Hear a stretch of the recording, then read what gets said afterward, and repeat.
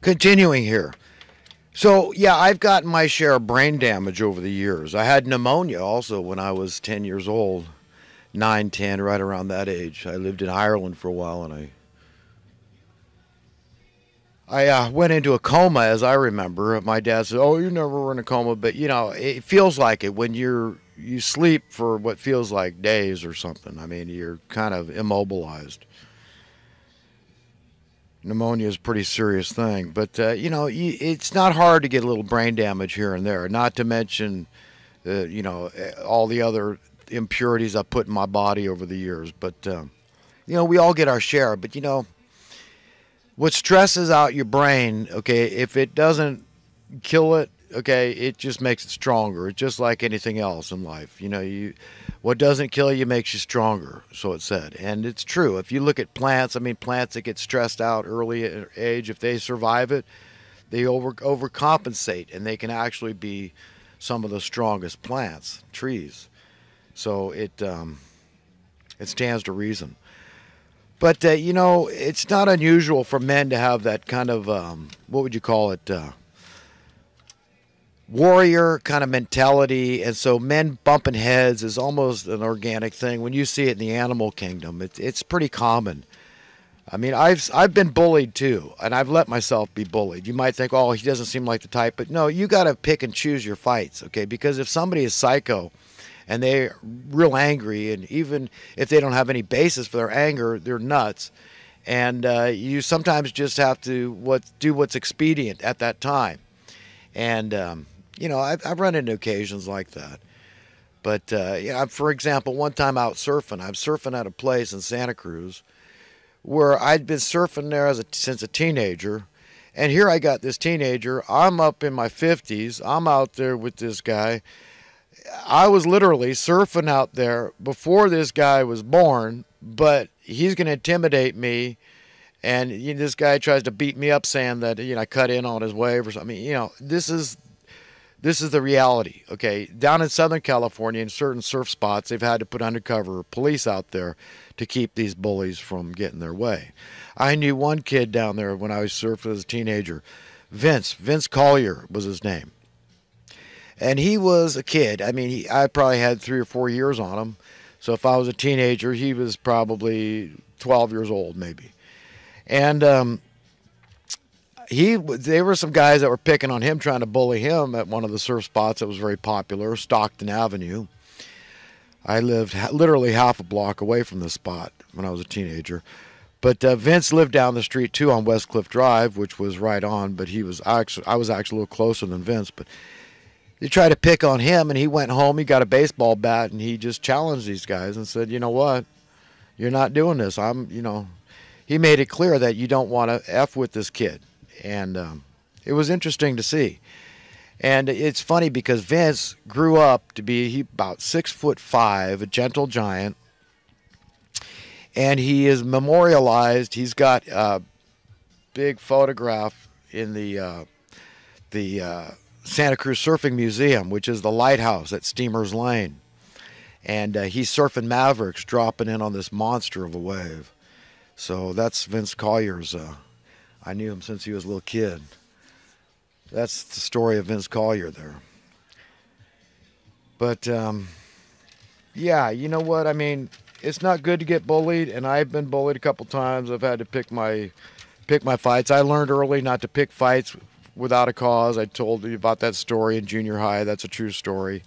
We thought we were tough guys. Let's call out this guy. You got no qualm with him. He looked at you sideways, but you could pick a fight to show off for your buddies on the football field after school. This kind of thing went on. It usually, if there was any punches thrown, I mean, even kids understand that you can really hurt somebody with a punch. So it quickly went into a wrestling mode usually. And then it was about the toughest, strongest guy at that point. And but I got my butt kicked. I was an 8th grader. I got my butt kicked by a 7th grader. I was utterly humiliated and vowed to myself I would never get into a fight that was unwarranted again after that. Because it pisses off the other guy too, and that gives him the advantage too psychologically. Say, what is this guy picking a fight with me for? What did I do? So he's angry, he's in the right, and you're going to get your butt kicked. So unless you're doing it for WWE for money or something like that, don't do it. Don't get involved in it.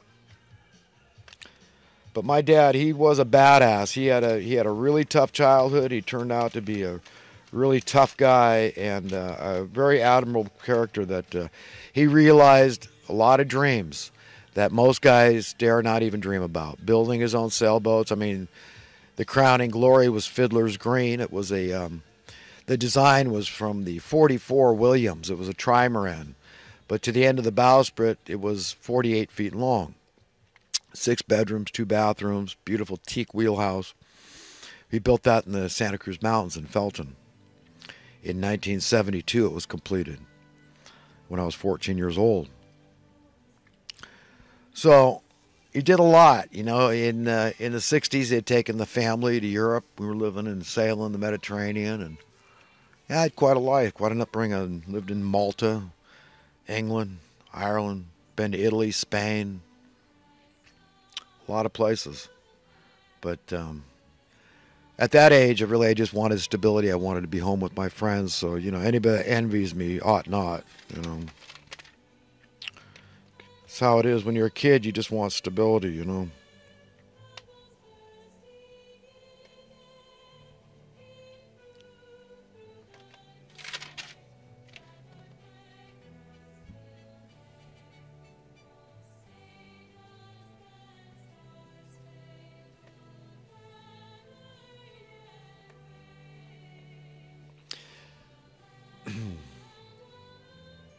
Martin Luther King Jr.'s birthday is the 15th, so that's a good celebration. Martin Luther King Jr., one of my favorite American characters in all of history.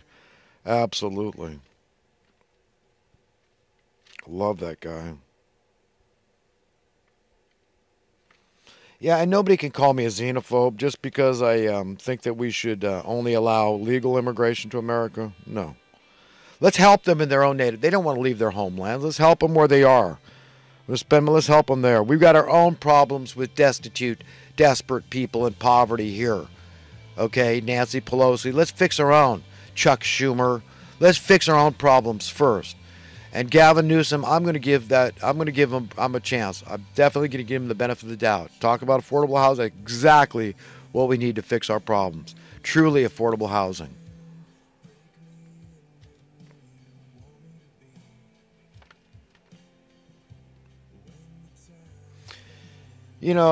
This business of higher education, I want people to know that I'm definitely not opposed to education. I support it fully. Learn whatever you want, if you're interested in it. But learning stuff from money, it should be differentiated from learning stuff because you're very interested in that, okay?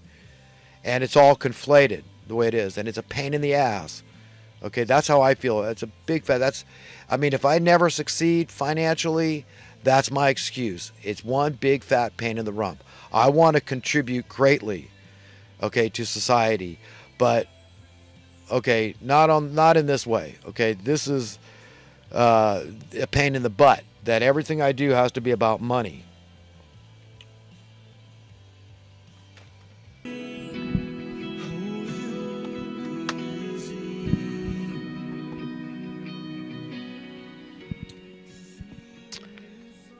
Yeah, I think I'm not alone. That a lot of people may not be fully cognizant that it may be happening on a subliminal level, but it bugs them too. That money is conflated with how they serve humanity, with their contribution to society. It bugs us. We can't avoid it, and being aware of it helps to some degree, but it may not help you succeed financially, because when you realize that you want to give your best to society, to your fellow man, in terms of your contribution, but you see what a drag it is when money is always there. Oh, your motivation, it's for money, to make money, right? That's why you became a doctor or a lawyer. It wasn't to help people. It was to make a lot of money, even though you say it's for altruistic purposes and all that, right? So I'm not alone. Other people got to see these things. They've thought about them. But, I like people to actualize things and really be aware and cognizant of what's bugging them, because, the same things that bug me bug a lot of people. I I'm sure there's people that are more bugged than me by having to witness this thing unfold my whole life since they murdered JFK, since I was 5 years old, and I'm 60 years old now. That's a long time to have to watch this thing unfold. But that's how they've done it. Slowly at first they cook us in increments and jumps here and there, getting off the gold standard. And all these have problems. I mean, all our social problems are caused from economic problems, and the political stuff is involved. All politics is, it's how they're going to spend your money. So I believe it should be spent this way, and they believe it should be spent that way, and don't spend any this way. The other groups don't spend it that way. It's just nonsense, man. They make us all crazy. That's what's going on here. I don't understand how any of us can cope in this paradigm. It's insanity writ large, man. And all we could do, you can lead a horse to water, you can point it out to everybody on this broad path to destruction, where people's hearts and minds are impure because they love money more than they love people, and they're just in their little worlds, are small-minded, and they buy into the social Darwinism and the dog-eat-dog, rat race crap, cutthroat crap, whether it's happening on subliminal, on a kind of like a passive level, passive basis, where they're just not, thinking about it consciously, but it's there, and the people are on that broad path to destruction because they don't understand the monsters that are manipulating their paradigm, their reality. God, be aware of it, God. They're monsters, horrible, evil people at the top. But as far as education, I don't want anybody to think I'm slamming education. I could probably have a master's degree by now with all my education. But, you got to do it. You got to conform to what they say, right? The authorities in the higher education arena, right? I get it.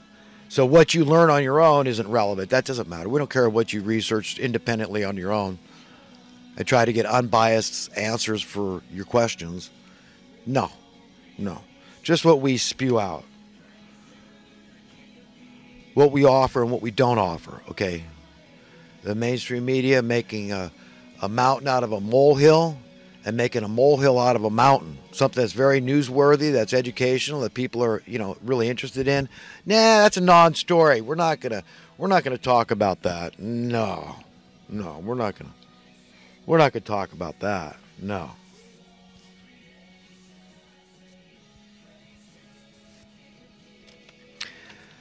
Here's a little tip. If you ever worry about having bed bugs because you hear stories of nightmares, what you do the next time you see one of these little spiders, the kind that hop, they're called jumping spiders.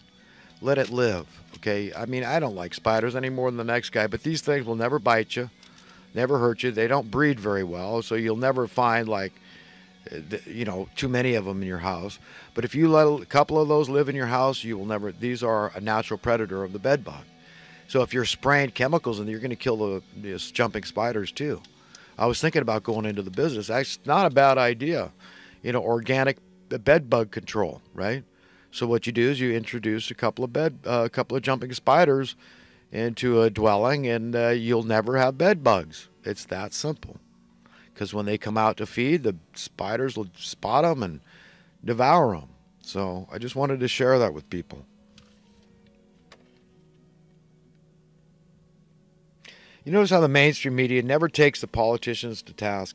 I mean, this is obvious that these people have an agenda.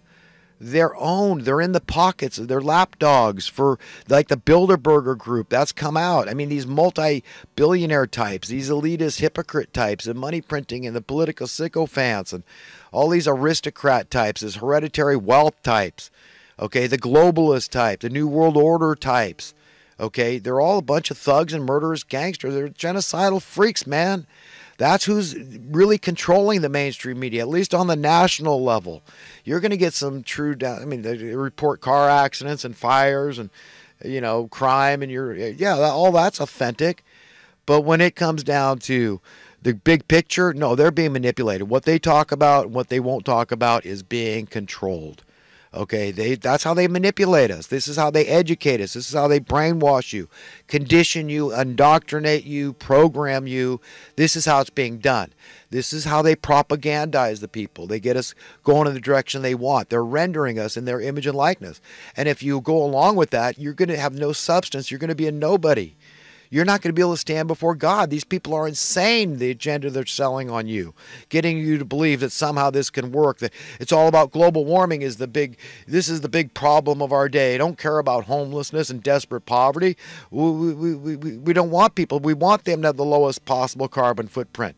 Even though the same people pushing that crap they got the carbon footprint of 10,000 men. Okay, it's God, we're in so much trouble because these evil people that have gotten us into this position, into a corner. The good news is that the sands in the hourglass are running out. The end of the age is nigh, and things have got to change. The levee's got to break. God's going to put his foot down. He's not going to let his children, the righteous, the decent, the meek, be bullied around in perpetuity.